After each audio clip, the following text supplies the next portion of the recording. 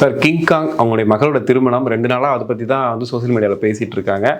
Sivakarthikeyan, Rajini sir இருக்கிற எல்லாருக்கும் பத்திரிகை கொடுத்தாரு, விஜய் சேதுபதியெல்லாம் முட்டி போட்டு வாங்கினாரு அப்படின்ற மாதிரிலாம் பார்த்தோம். ஆனால் இன்னைக்கு வரவேற்பு வீடியோ பார்க்குறோம், அதுக்கு முன்னாடி வந்த கல்யாண வீடியோ பார்க்குறோம். மு.க. ஸ்டாலின் போயிருக்காரு, திருமாவளவன் அவர்கள் போயிருக்காங்க. ஸோ இவங்கெல்லாம் போயிருக்காங்க. பட் இவர் கொடுத்த எல்லாருமே போனாங்களான்னு கேட்கும்போது நிறைய பேர் போகல.